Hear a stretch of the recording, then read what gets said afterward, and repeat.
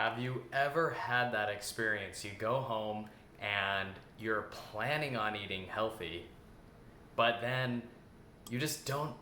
You just don't. You just don't. You say screw it, and you just don't want to. And it's not like this is the first time this has ever happened. In fact, now this magnetism, this like emotional pull towards unhealthy foods, it's like it just draws you over there, and you've learned to not even resist. How do we become addicted? How do we start to crave healthy foods? How do we do that from an emotional standpoint, not from some intellectual argument that you're going to lose weight and have more energy? That's all in the brain, that's all thinking. How do you feel it in your heart and in your gut, where your appetite, your belly, your subconscious mind actually wants healthy food? That's what we're talking about today. We're going to be talking about pleasure. I've talked about habits before, and today we're specifically going to be talking about pleasure, because isn't that the real dilemma here, right? Unhealthy foods give you more pleasure than healthy foods, right? If healthy foods tasted as good, if they give you that short-term burst of sugary juiciness, then you'd want them, right?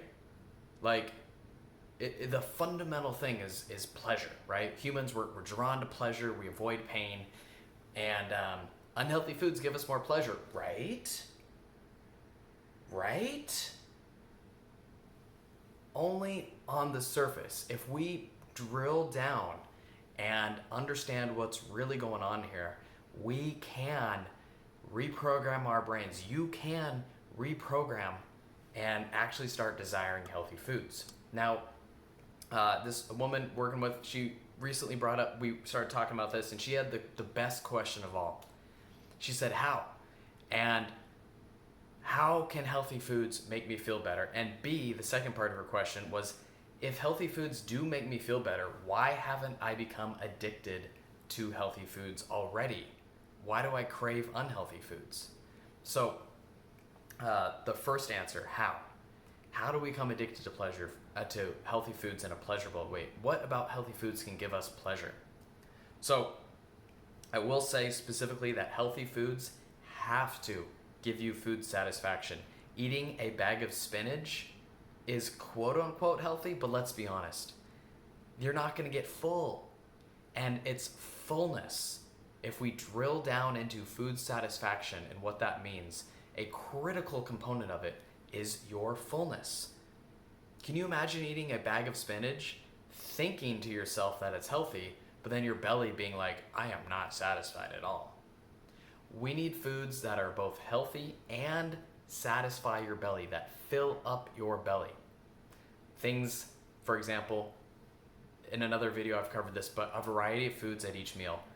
Protein, fat, veggies. Like a salad with an avocado and chicken breast. You get your veggies, you get your fats, you get your proteins. It fills you up, it's healthy, and fullness and food satisfaction is pleasurable. It's addicting. Okay, so that's how the basics of it. But the woman asked such a good question. I've eaten healthy before. Why haven't I become addicted to healthy foods already? And the answer is there's a couple parts. All right, so bear with me. We're gonna rip off the cover. Okay.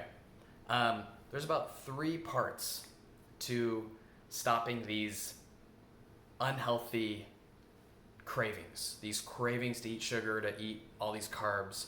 There's 3 parts.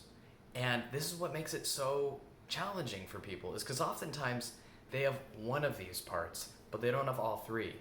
And it's like trying to balance on a tripod when the tripod only has 2 legs. It's going to fall over. So you need all 3. Let's go into these 3 parts super quick. The last one involves pleasure. So let's get over the first 2. First one, emotional needs. Are you even aware of your emotional needs? Are you setting self-care boundaries to meet your emotional needs? If not, if you're not aware of your emotional needs, you're going to turn to food to manage your emotions. That's number one. You got to know your emotional needs, and you have to have drawn some boundaries to take care of yourself. That's number one. Number two is filling up on food. By this, I mean eating healthy food. By this, I mean eating regularly, breakfast, lunch, snack, dinner. And here's how we understand. So if you're not doing these two things, eating enough foods or taking care of yourself, here's a typical example of the woman I was working with.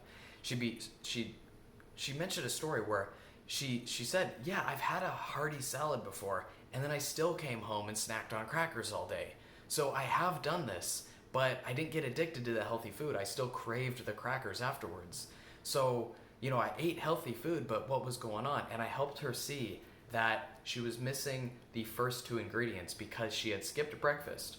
So yes, while technically she did eat a hearty salad, she was still in a state of physical deprivation because she skipped breakfast. Because she was still hungry. She wasn't full. The salad, yes, it filled her up, but you need breakfast. You need to really truly be full. The second point was that she was stressed out. She was beyond stressed out. She was not taking time during lunch to just sit down for 20 minutes. I asked her, how fast do you eat the salad? 5 minutes, she said. It was like, whoa, you are stressed out. You don't have time. You're running around all day. You're leaving the house, dropping off the kids, and wolfing down some coffee, and then going to work. You take a 5-minute break to have salad. Sure, it's a healthy salad and you feel better afterwards, but it's not nearly enough to stop the cravings when you get home from work and after you pick up the kids. It's not nearly enough. So if we have these two things in place, you're aware of your stress, you're handling it, you're drawing boundaries, that's really, really important. You are eating regularly, that's part of drawing boundaries, is taking time to eat regularly. Then the principle of fullness, your fullness, can become highly addicting. It can become something that you actually emotionally crave. And the woman followed up with another great question. She said it was basically like, I don't understand, like how do I become addicted to fullness? Like, what exactly about it is addicting? And she said, and then how do I stop being addicted to sugar? Because even if fullness is addicting, well, so is sugar, right? So how do I really make that transition to just absolutely crave healthy foods that fill you up? And my response was, okay, so your emotional brain, it sucks at time. Your emotional brain cannot tell time very well. It's basically like a 2-year-old child. And 2-year-old kids, they don't know time that well. All right, so they're really happy 1 hour and then they're really sad or upset the next hour. So when you have a sugary treat, your emotional brain just notices that. Yay, sugar, joy, pleasure. Your emotional brain doesn't make the link that you feel lousy afterwards, that you don't feel full, that you're in this weird, hungry state where you're not satisfied, and that satisfaction leads you, this dissatisfaction leads you to snack and not be satisfied and wonder what's wrong with you. Your emotional brain only notices the pleasure. It doesn't associate those uncomfortable feelings with the unhealthy food. And on the other hand, when you eat the healthy food, you feel hearty and satisfied, but your emotional brain, it doesn't notice that feeling content, feeling just at ease, not needing to eat, the pleasantness of not needing to eat. Your emotional brain doesn't notice that. It's just noticing that the chicken didn't give you as much of a hit, as much of a high than the unhealthy food. So how do we really start training the brain to associate healthy food with positive emotional feelings and unhealthy food with negative feelings? And the answer is a journal. Technically speaking, you can do this without a journal, but because that emotional brain is so fickle, it's so forgetful, that doing this journal, it's as simple as an hour or 2 hours and 3 hours after you eat, you check in. How do I feel? What did I eat? How do I feel? And you do that for like a week, every meal.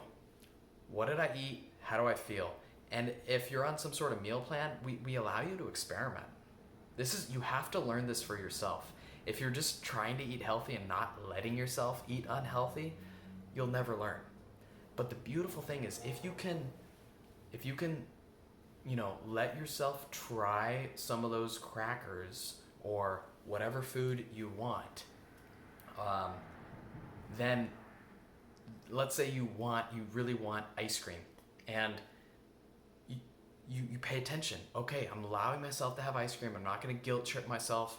I'm going to eat it, and then an hour afterwards, I'm going to get out my journal, and 2 hours afterwards and 3 hours afterwards, I'm going to record. How do I feel? Like, am I hungry all of a sudden? Am I still full? Did my energy go down?